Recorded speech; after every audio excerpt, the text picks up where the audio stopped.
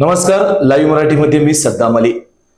3 जून 2006 मुंबईच्या वेशीवर भरदिवसा गोळ्यांचा पाऊस पडतो. एक स्कोडा कार रक्ताने मागते आणि धाराशिवच्या राजकारणात सुरू होतो महाराष्ट्रातील सर्वात गाजलेला राजकीय खून खटला.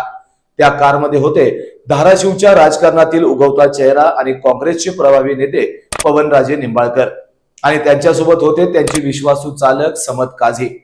कळंबोली हायवेवर अज्ञात हल्लेखोरांनी त्यांच्या गाडीचा पाठलाग केला, गाडी अडवली आणि अगदी जवळून अंधाधुंद गोळीबार केला. काही सेकंदात सर्व संपलं होतं. पवनराजे निंबाळकर आणि समद काझी दोघांचाही जागीच मृत्यू झाला. ही केवळ हत्या नव्हती, हा महाराष्ट्राच्या राजकारणाला हादरा देणारा राजकीय भूकंप होता. आणि या हत्येचा आरोप झाला राज्याचे माजी गृहमंत्री डॉक्टर पद्मसिंह पाटील यांच्यावर. विशेष म्हणजे हे दोघे शत्रू नव्हते तर एकमेकांचे नातेवाईक होते. एकेकाळी पवनराजे हे पद्मसिंह पाटील यांचे अत्यंत विश्वासू सहकारी मानले जायचे. जिल्ह्यातील राजकीय घडी बसवण्यात त्यांचा मोठा वाटा होता. पण धाराशिवच्या तेली गल्लीपासून सुरू झालेला हा वाद हळूहळू राजकीय युद्धात बदलला. नगरपालिका, व्यापारी संघटना, सहकारी संस्था, जिल्हा बँक, साखर कारखाने, सत्तेच्या प्रत्येक केंद्रावर संघर्ष सुरू झाला.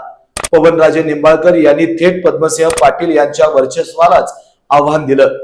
त्यांनी जिल्हा बँकेतील कथित गैरव्यवहारांवर आवाज उठवला, कायदेशीर लढा सुरू केला आणि भ्रष्टाचाराचे पुरावे घेऊन ते थेट अण्णा हजारेंकडे पोहोचले. यानंतर महाराष्ट्राच्या राजकारणात मोठं वादळ उठलं. अण्णा हजारेंनी थेट आंदोलन पुकारलं. सावंत आयोग नेमला गेला आणि अखेर पद्मसिंह पाटील यांना मंत्रिपदाचा राजीनामा द्यावा लागला. आणि इथूनच हा संघर्ष वैयक्तिक आणि जीवघेणा बनल्याचं सांगितलं जातंय. 2004च्या विधानसभा निवडणुकीत पवनराजेंनी अपक्ष उमेदवार म्हणून पद्मसिंह पाटील यांच्या विरोधात थेट मैदानात उडी घेतली. ते निवडून आले नाहीत, पण त्यांनी दाखवून दिलं की धाराशिव मध्ये आता एक नवा चेहरा उभा राहत आहे. सीबीआयच्या आरोपपत्रानुसार याच वाढत्या राजकीय प्रभावामुळे पवनराजेंचा काठा काढण्याचा कट रचला गेला. हत्येनंतर सुरुवातीचा तपास स्थानिक पोलिसांकडे होता, मात्र तपास संत होता, भरकटलेला होता आणि मुख्य सूत्रधारांपर्यंत पोहोचत नव्हता. निंबाळकर कुटुंबियांनी आरोप केला की राजकीय दबावामुळे तपास दाबला जातोय. अखेर हा खटला मुंबई उच्च न्यायालयात पोहोचला आणि 2008 मध्ये तपास सीबीआय कडे सोपवण्यात आला. त्यानंतर तपासाला वेग आला. मोबाईल कॉल रेकॉर्ड, स्थानिक गुन्हेगार, उत्तर प्रदेश मधील शार्प शूटर्स, सर्व धागेदोरे एकमेकांशी जोडले जाऊ लागले. आणि या प्रकरणात सर्वात महत्वाचं नाव समोर आलं, पारसमल जैन. तो या कटातील मुख्य दुवा मानला गेला. त्याने न्यायालयात कबुली दिली आणि तो माफीचा साक्षीदार बनला. त्याच्या जबाबानुसार पवनराजेंना जमिनीच्या व्यवहाराच्या बहाण्याने कळंबोलीला बोलवण्यात आलं होतं. शूटर्स आधीपासूनच दबा धरून बसले होते आणि 25 लाख रुपयांची सुपारी देऊन हा खून घडवून आणण्यात आल्याचा दावा सीबीआयने केला. त्यानंतर 2009 मध्ये सीबीआयने माजी गृहमंत्री डॉक्टर पद्मसिंह पाटील यांना अटक केली.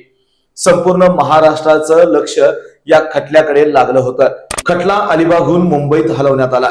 128 साक्षीदारांची साक्ष झाली. अण्णा हजारे यांची देखील साक्ष नोंदवण्यात आली.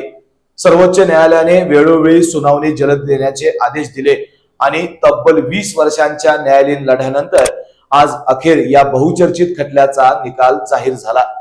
विशेष सीबीआय न्यायालयाचे न्यायाधीश सत्यनारायण नवांदर यांनी माजी मंत्री डॉक्टर पद्मसिंह पाटील यांच्यासह सर्व आरोपींची सबळ पुराव्याअभावी निर्दोष मुक्तता केली.